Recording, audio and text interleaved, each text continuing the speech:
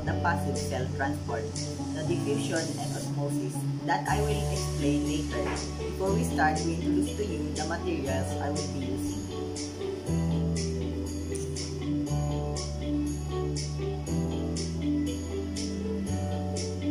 The materials needed are clear mug, tea bag, electric kettle, hot water, and spoon.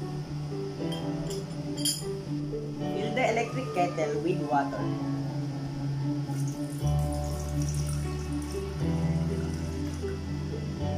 And heat it up. Pour the hot water into the clear mug.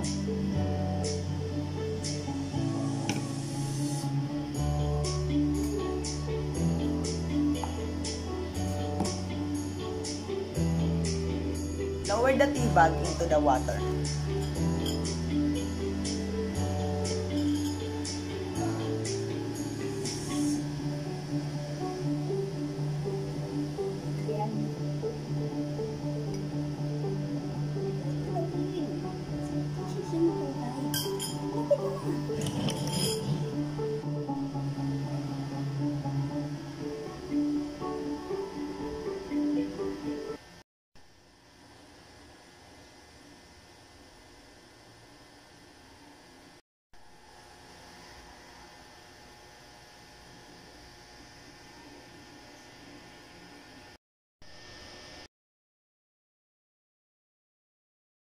Explanation: the water starts to change color from the tea bag, and fairly quickly, all of the water has changed colors without even stirring the cup. How can that happen? All matter is made of molecules. Molecules are always in motion and colliding with one another.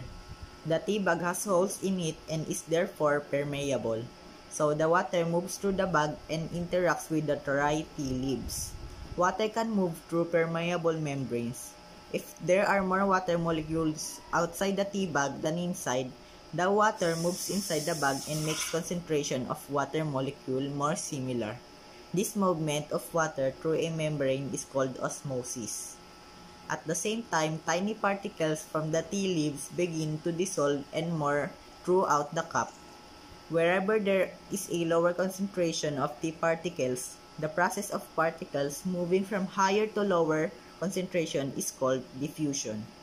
By the time the water has changed color, the water has saturated the tea bag, and the tea particles have been bounced all around the cup.